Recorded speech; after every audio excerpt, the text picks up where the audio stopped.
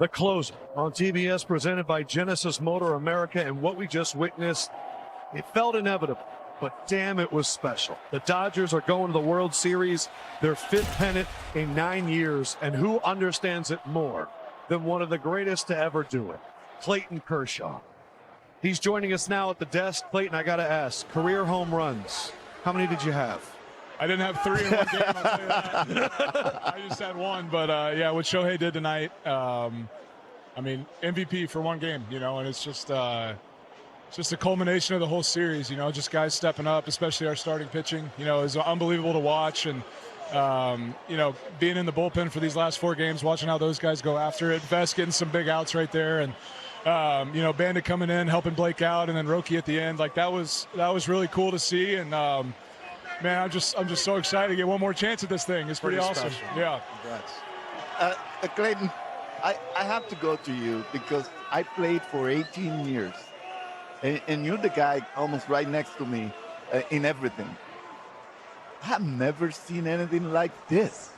Yeah. Were you ever in your wildest dream thinking that you were going to witness something like we're seeing nowadays with Shohei Ohtani? Hey, no. I mean, I think, you know, we all know about Shohei, but until you play with him and you see it, it's just a different level, man. It's just like you have to do so much, you know, as a starting pitcher is the routine you have to do.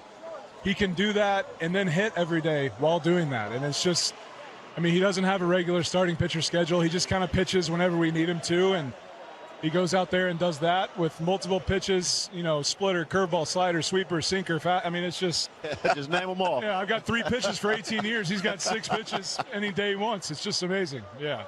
Kersh, not too long ago, you know, you announced your retirement. You got to make your last start here at Dodger Stadium. And now you're here with a chance to go out on top. A champion, obviously a first ballot Hall of Famer. Have you allowed yourself to really start taking in that this is it? This is the last stage, 4 more wins, and the job is done. I'm just so grateful, man. It's just been an unbelievable ride this last few weeks, and just to be a part of this team. Like, yes, you know, it's I've tried to take it in as best I can, but at the end of the day, I'm just so happy to be a part of it. It's so fun. This group of guys is awesome. We have a blast, and we're playing so good. And whether I get to pitch or not, I'm just so glad to be a part of it right now. It's so fun. But even if you're not pitching, with the bullpen up there, what's been your message to everybody? You're the veteran. You're the experienced one over here. This is an old team, but at the same time, it's a wise team, and now obviously listening to you. Yeah, honestly, I'm not saying much down there. You know, I'm kind of learning, trying to understand how to stay loose. And, you know, some of these guys are, you know, 25 and they do this and they're ready to go. I'm moving around for 2 hours trying to stay loose down there. But, no, it's a different perspective down there. You know, it's really, it gives me a new perspective, a new understanding of how hard the bullpen is. And you just got to be ready whenever your name's called. And our guys are doing a great job right now. It's fun to watch. If there's one thing I know, you barely want to wear that hat or those pants. So go celebrate. That's right. It's time, baby. It's time to take it all off and enjoy it. Go pop some balls. Hey, listen. Sir, go pop them. Clayton Kershaw, man, one of the best to ever do it. Showtime. What a night. This is since 1900, okay? First starting pitcher to hit leadoff home run in regular or postseason. First starting pitcher to hit multiple home runs in a postseason game, and a first starting pitcher with 3 home runs and 10 strikeouts in the same game. Let me add a little bit of context. But first, let's go to this first inning. I don't know if you could be more impactful in a single inning, Pedro. He goes out there on the mound. How's he going to pitch? We don't know. Strikes out the side, and boy, was it beautiful. Well, I told you the other day that every game has a different DNA, and every game could be different. Well, there you have it. You have a guy that hasn't pitched in 13 days, goes out there, strikes out the side, and then he comes over like probably 2 minutes after and hits a homer. And not only that, he didn't stop there. He ended up with 3 ding-dong Johnsons and 10 Ks. I mean, I'm glad I'm alive to witness what I'm witnessing from not only from this team, but from Shohei Ohtani, who might end up as the most unique individual that ever stepped in a baseball field. All right, they're getting ready to get it popping, and we will have full coverage of that as well. Bob Gibson was the only pitcher to ever strike out 10 and hit a home run. He did it in the World Series in 67 and 68. He did not hit multiple home runs. Shohei did 10 Ks and 3 home runs. There's a million stats. How about this? Tonight was Ohtani's second career multiple home run game while pitching. Babe Ruth did it once. I mean, we're talking Bob Gibson. We're talking Babe Ruth. And now Shohei Ohtani. You know, it's crazy. You hear these stats of Babe Ruth and Bob Gibson way back when, but as you move into 2020, 2025, 2050 and beyond, you always doubt, like, did it really happen? Right. But here you get a chance to see it, and you got a chance to watch it and experience the crowd and the reaction. We're in the green room, and we felt the bass from the speakers, so we knew something big was about to happen, but we didn't think it was going to be like this. Out of the stadium, and everyone's going to have something to talk about because they've witnessed it, and you'll be able to play it back on repeat to show them. The Dodgers will put a plaque where that ball hit. 469 feet, that second home run. Ohtani hit over 1,300 feet of home runs tonight, Jimmy Rollins. Each of them as impressive as the last. That's a lot of home runs, and, you know, you guys have brought up some great points. Pedro talked about DNA. I don't think he has DNA. I think we found him on another planet, and we injected him with some alien juice, and they put him in a form of a human named Shohei Ohtani. And there were guys that have changed the game, and we hear about in other sports. Jordan, LeBron, Wilt Chamberlain. Yeah.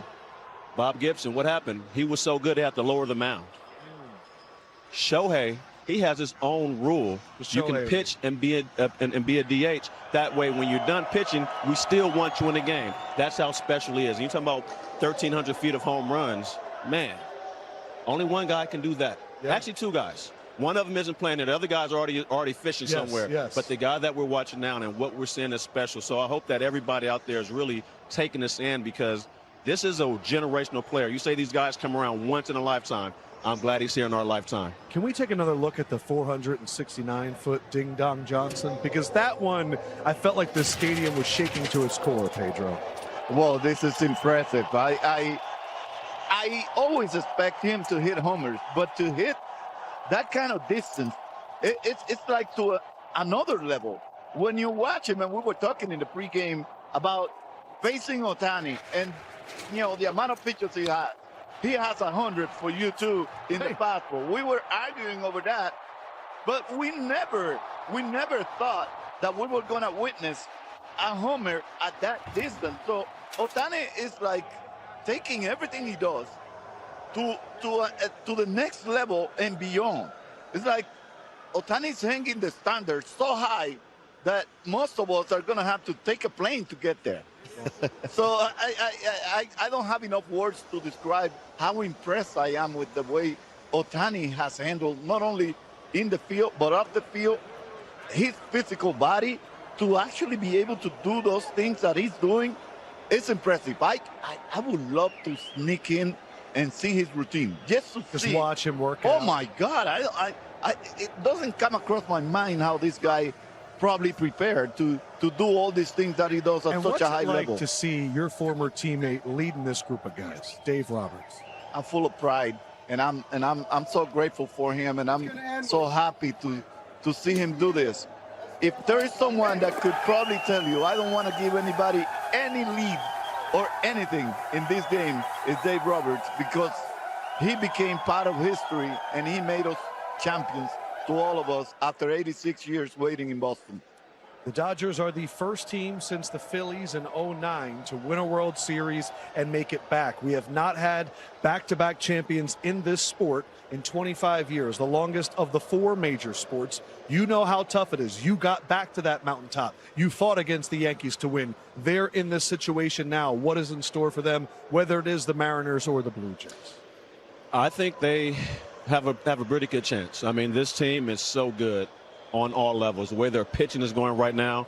But when you get there, you're not thinking about, honestly, winning back-to-back, because you have to win game 1 and then game 2 and then a third, then a fourth. That's all you're really thinking about. And then when it's over, either you got the job done or you didn't. They're very prepared. We talked about it, I think, yesterday, how they are the best team. They know they're the best. They have the expectations of being the best. They seem to gloat with that. Like, we want to show you that we're the best right now, but we want you to talk about us when you talk about the greats, this run that we're on. When you mention the Yankees of the early 1900s and all those other generational teams in other sports, you have to talk about the Los Angeles Dodgers and what they're doing right now with this squad, with Shohei, the best player. And not only that, everybody else chips in. It's not like they just ride him off to the sunset. Everybody does something. And when you're getting that, it makes your better players great. And it's amazing to watch that this team we had Kershaw up here talking about the pitching, the bullpen, and this rotation. One of the things that's always a worry when you win this early, you're going to have some time off, and it could possibly cool the bats off. Even if it does, that pitching staff and that rotation, that's one of the things that typically doesn't calm down. And when you can run 4 arms out there the way that they can do multiple times, and they were even mentioning that Ohtani could come out of relief if this series would have extended, or definitely expect him to do that in the World Series. I mean, they have weapons upon weapons. And remember, offensively, they really hadn't clicked much of this series until tonight.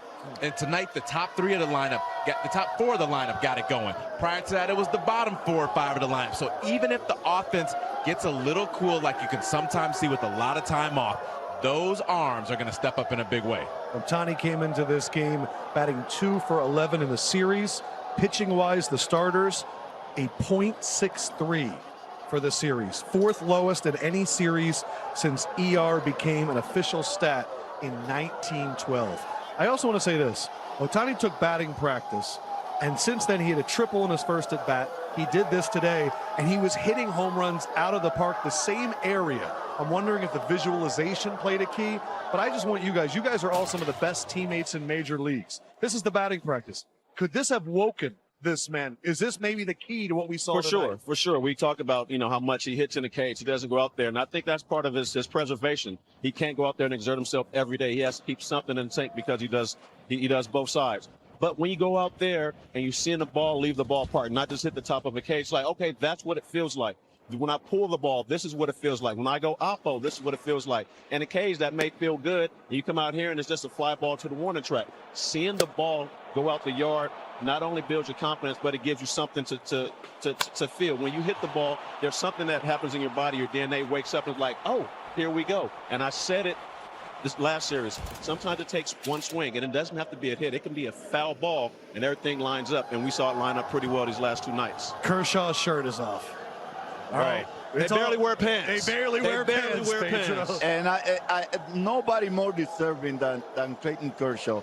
But it's intriguing to me as we were watching how Ohtani evolved into this game today. Okay. It was like a pretty sneaky routine. We didn't get to see so much more of his routine, but it seemed to be working exactly how he executed today. And it's really nice to see that he was able to kind of block the bad moments that he was having and put it all together within 3 days to actually come over today and just grab the MVP, pretty much single-handedly. Yes. Win the game by himself. It is amazing. That's why I think it's so intriguing to see how Ohtani prepares, because everything he did seemed to come into play today, including that hitting BP outside. He never asked for that, and he did it. So he probably knows himself even better than people have seen. I think what's pretty special, too, is he's on the podium with Shahadi. This is about my team. He gets up there, we're watching him celebrate in the locker room. He's the one going up to other guys and pouring the beers over their head.